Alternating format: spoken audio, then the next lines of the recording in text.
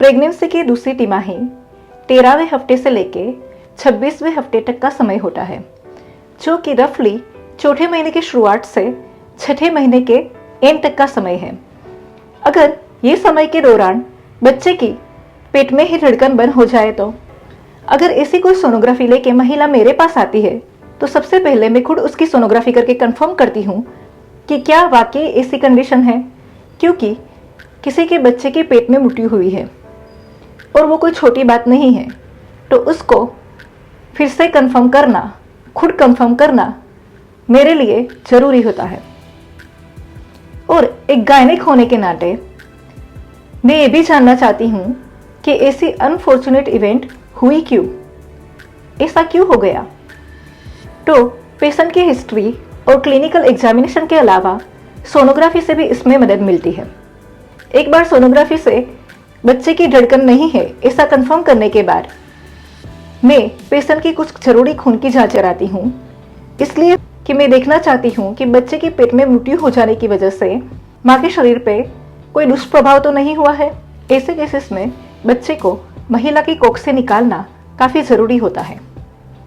लेकिन इतना सब झेलने के बाद मैं नहीं चाहती कि महिला को अभी और कोई परेशानी हो। दूसरी तिमाही में पूरा बच्चा बन चुका होता है और उसके बोन्स वगैरह, हड्डी वगैरह भी हार्ड होने लगते हैं। ऐसी कंडीशन में हम सक्शन क्रियतन करके बच्चे को अगर निकालने की कोशिश करते हैं तो बच्चा पूरा बाहर नहीं आता है, पार्ट्स में बाहर आता है, तो हम रिलेटिव्स को अंतिम विधि के लिए पूरा बच्चा नहीं सौंप पाते।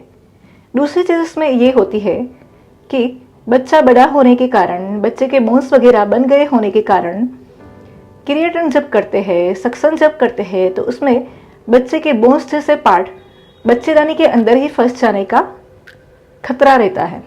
तो ऐसे केसेस में मैं महिला की टोटली पीड़ा रहित, बिल्कुल पेनलेस डिलीवरी कराती हूँ कि जिसमें पूरा बच्चा अपनी थैली के साथ बाहर आ जाता है। ये जो टोटली पेनलेस, पूरी तरह से पीड़ा रहित बच्चे को निकालने की प्रोसीजर है वो बिल्कुल नॉर्मल डिलीवरी की तरह ही होती है।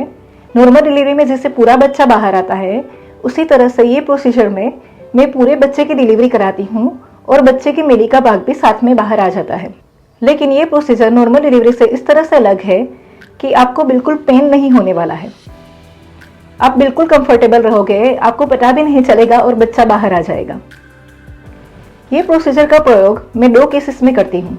एक तो ऐसा केस कि जिसमें बच्चे में बोन्स वगैरह, पूरा बच्चा बन चुका है और बच्चे की धड़कन बंद हो चुकी है, और दूसरा केस कि जिसमें 5वें से 6ठे महीने के बीच अगर आप बच्चे के विषमती, विकृति या खोड़खापन की सोनोग्राफी कराते हो, जिसको एनोमली स्कैन बोलते हैं, उसमें ऐसी मेजर एबनॉर्मलिटी आती है, बच्चे में ऐसी सीवियर विकृति आती है, खोड़खापन आती है कि जिसके साथ बच्चा जिंदा नहीं रह पाएगा और पेरेंट्स चाहते हैं कि उसको अभी ही निकाल दिया जाए। तो ऐसे केसेस में भी मैं महिला को टोटली कंफर्टेबल रख के डिलीवरी कराती हूँ। ये प्रोसीजर को पेनलेस बनाने के लिए पेशेंट को कोई एनेस्थीसिया नहीं दिया जाता है, पेशेंट को सुना नहीं किया जाता, पेशेंट पूरे होश में रहती है। बच्चे के बाहर आ जाने के बाद मैं इंश्योर करती हूँ कि बच्चेदानी में कोई बिगाड़ तो नहीं रह गया है। इसके लिए ज़रूरत पड़ने पे मैं सोनोग्राफी भी करती हूँ और देख लेती हूँ कि बच्चेदानी में अभी कुछ नहीं बचा है। और दूसरी चीज़ कि मैं बच्चे की प्रोडक्ट्स को, बच्चे को पूरा एग्जामिन भी करती हूँ ताकि मुझे ये दुर्भाग्यशाली घटना होने के कारण के बारे में कुछ और क्लू मिल पाए। जैसे कि मैंने बताया, ये पूरी प्रोसीजर बिल्कुल पेनलेस, दर्द रहित होती है। महिला को बिल्कुल पता नहीं चलता कि बच्चा कैसे बाहर आ गया। इसके बाद महिला की कंडीशन भी काफ़ी अच्छी रहती है।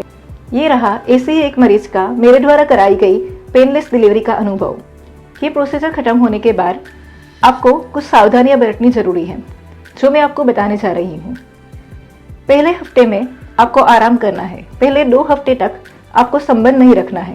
आपको वजाइना के अंदर टेम्पून या कुछ भी पदार्थ इंट्रोड्यूस नहीं करना है, कुछ भी वजाइना में नहीं डालना है, क्योंकि इससे इन्फेक्शन का रिस्क रहता है। तीसरी चीज़, आप 1 महीने के बाद से ही प्रेगनेंसी रख सकते हैं, लेकिन मैं सलाह देती हूँ कि आप 3 महीने के बाद प्रेगनेंसी के लिए कोशिश करें। तब तक आप आपकी बॉडी को पौष्टिक आहार और फोलिक एसिड जैसे सप्लीमेंट्स के द्वारा प्रिपेयर करें।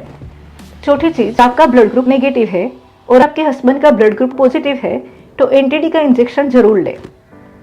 पांचवी चीज़, अगर आपका प्रोसीजर कंप्लीट हो गया है उसके बाद भी आपको काफ़ी ज़्यादा ब्लीडिंग हो रहा है, नीचे से दुर्गंध मारता प्रवाही आ रहा है, आपको काफ़ी ज़्यादा एब्डोमिनल पेन क्रैम्प्स रह रहे हैं, तो तुरंत गायनिक को दिखाएं। आशा रखते हुए जानकारी आपको पसंद आई होगी। और भी ऐसी जानकारी के लिए मेरे यूट्यूब चैनल को सब्सक्राइब करें और मेरे वीडियोज को बार बार सभी महिलाओं से शेयर करें ताकि उन्हें भी ये चैनल में मिलने वाली जानकारी से फायदा पहुंच पाए। Thank you, see you in the next video.